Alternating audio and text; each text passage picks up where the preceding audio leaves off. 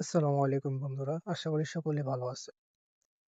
বন্ধুরা, আজ থেকে প্রায় ১ দশক আগে ডোনাল্ড ট্রাম্প যখন প্রথমবার হোয়াইট হাউসে দায়িত্ব নেন, তখন তিনি আমেরিকার দীর্ঘদিনের সাময়িক কৌশলে এক আমূল পরিবর্তন এনেছিলেন।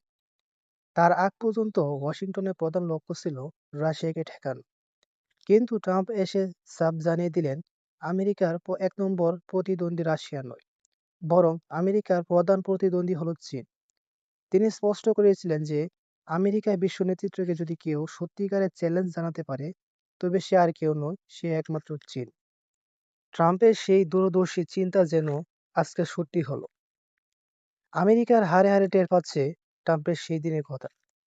বর্তমানে বিশ্বের এমন কোনো প্রযুক্তি বা অর্থনৈতিক ক্ষেত্র নেই যেখানে চীন আর তার আধিপত্য বিস্তার করেনি। এমনকি ভূরাজনীতিতেও চীনের প্রভাব এখন আকাশচুম্বী। তারা ইরানের মতো দেশকে সাময়িক ও কূটনৈতিক সুরক্ষা দিয়ে এমন এক পর্যায়ে নিয়ে গেছে, যা আজ সুপার পাওয়ার আমেরিকাও ইরানের উপর হামলার আগে ১০ বার ভাবতে হচ্ছে। আমেরিকার প্রেসিডেন্ট ডোনাল্ড ট্রাম্প আগেই বুঝে গিয়েছিলেন যে চীনের হাত যতদিন ইরানের উপর থাকবে, ততদিন আমেরিকা চাইলেও ইরানকে তার দাস বানাতে পারবে না। এই উত্তপ্ত পরিস্থিতির মধ্যেই গতকাল একটি নাটকীয় ঘটনা ঘটে গেছে। আমেরিকার প্রেসিডেন্ট ডোনাল্ড ট্রাম্প হঠাৎ করে চীনের প্রেসিডেন্টকে টেলিফোন করেছেন। তাদের মধ্যে দীর্ঘক্ষণ আলাপ হয়েছে। ট্রাম্প একে বিশ্ব নিরাপত্তার জন্য অত্যন্ত গুরুত্বপূর্ণ বলে অবহিত করেছেন। তবে এই কলের পেছনে বড় একটি কারণ ছিল। সে কারণটি হলো পরমাণু অস্ত্রের চূড়ান্ত ডেডলাইন। রাশিয়ার প্রেসিডেন্ট পুতিনের সাথে ভিডিও কনফারেন্স করার পরপরই তিনি চীনের প্রেসিডেন্টকে ফোন করেন। উদ্দেশ্য একটাই ছিল, আমেরিকা, রাশিয়া এবং চীন এই তিন শক্তিকে নিয়ে নতুন এক পরমাণু চুক্তিতে আসা। এখন প্রশ্ন উঠতেই পারে, হঠাৎ কেন এই দৌড়ঝাঁপ? কারণটি হলো নিউ স্টার্ট চুক্তি। ২০১০ সালে আমেরিকা ও রাশিয়ার মধ্যে এই ঐতিহাসিক চুক্তি স্বাক্ষরিত হয়েছিল, যার মূল লক্ষ্য ছিল পারমাণবিক অস্ত্রের সংখ্যা সীমিত রাখা। ২০১১ সালে জো বাইডেন এবং পুতিন এই চুক্তির মেয়াদ ৫ বছরের জন্য বাড়িয়েছিলেন। ৫ই ফেব্রুয়ারি ২০২৬ এই চুক্তির আইনি বাধ্যবাধকতা শেষ হয়ে যাবে। এই চুক্তি শেষ হলেই চীন বা রাশিয়া তাদের দেশে মজুত থাকা পারমাণবিক অস্ত্র সহজেই ইরানকে ডেলিভারি দিতে পারবে। তার জন্য কোনো আইনি জটিলতা থাকবে না।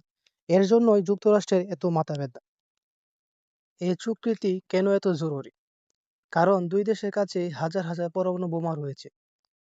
যদি এই বোমাগুলো রেডি টু ফায়ার বা ছোড়ার জন্য প্রস্তুত অবস্থায় থাকে, তবে যে কোনো যান্ত্রিক ত্রুটি বা মানুষের সামান্য ভুল সিদ্ধান্ত কারণে পৃথিবী এক ধ্বংসাত্মক পরমাণু যুদ্ধের কবলে পড়তে পারে। মূলত এই ঝুঁকি কমাতেই অস্ত্র সীমিত রাখার নিয়ম করা হয়েছিল। নিউ স্টার্ট চুক্তি অনুযায়ী কোনো দেশই ১৫৫০টির বেশি দূরপাল্লা পারমাণবিক ওয়ারহেড এবং ৭০০ থেকে ৮০০-এরও বেশি আইসিবিএম বা ভারী বোমারু বিমান প্রস্তুত রাখতে পারত না।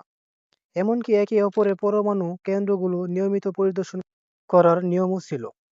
কিন্তু ৫ই ফেব্রুয়ারি সেই চুক্তির অবসান ঘটার সাথে সাথে পৃথিবী এক শীতল যুদ্ধের দিকে চলে যাবে।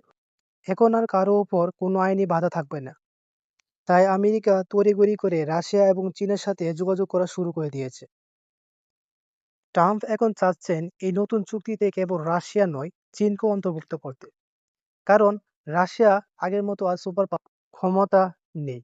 রাশিয়াকে এখন যুক্তরাষ্ট্র কিছু মনেই করে না, তোয়াক্কাও করে না। যুক্তরাষ্ট্রের এখন যত মাথা ব্যথা, সব চীনকে নিয়ে। চীনই একমাত্র রাষ্ট্র যে যুক্তরাষ্ট্রকে টাক্কর দিতে পারে এবং তার নেতৃত্ব তার কাছ থেকে কেড়ে নিতে পারে। আমেরিকা সরাসরি হুঁশিয়ারি দিয়েছে যে যদি চীন ও রাশিয়া ইরান ইস্যুতে তাদের সাথে কথা না শুনে এবং আলোচনা টেবিলে না আসে, তবে আমেরিকা তাদের মজুত থাকা প্রায় ৬,০০০-এরও বেশি পরমাণু বোমা সক্রিয় করবে। এটি বিশ্বের জন্য এক চরম উদ্বেগের বিষয়। ঠিক এই সংকটময় মুহূর্তে ইরানের সংবাদ মাধ্যমে মেহের নিউজ এজেন্সি এবং অন্যান্য আন্তর্জাতিক সংবাদপত্রের বরাতে জানা গেছে, সৌদি আরব এবং কাতার সহ বেশ কিছু আরব দেশের পররাষ্ট্রমন্ত্রীরা জরুরি ভিত্তিতে ইরানের পররাষ্ট্রমন্ত্রীর সাথে কথা বলেছেন। স্ক্রিনে আপনারা দেখতে পাচ্ছেন নিউজগুলো। তারা ইরানকে আশ্বস্ত করার চেষ্টা করছে যে তাদের ভূখণ্ড ইরানের বিরুদ্ধে যুক্তরাষ্ট্রকে ব্যবহার করতে দিবে না। কিন্তু আমরা সবাই জানি আরব দেশগুলো উপরে উপরে ইরানের পক্ষে থাকার কথা বললেও তারা প্রকৃতপক্ষে যুক্তরাষ্ট্রকে সাপোর্ট করে এবং তারা তাদের সাথে আঁতত করে। কারণ সৌদি আরব সহ অনেক দেশই পর্দার আড়ালে আমেরিকা ও ইসরায়েলের সাথে ঘনিষ্ঠ যোগাযোগ রাখছে। সৌদি প্রতিরক্ষা মন্ত্রীর সাম্প্রতিক বক্তব্য থেকে বোঝা যায় তারা ইরানকে নিয়ে কতটা উদ্বিগ্ন। এখন দেখার বিষয় এই পরমাণু চুক্তির ভবিষ্যৎ এবং মধ্যপ্রাচ্যের রাজনীতি কোন দিকে মোড় নেয়।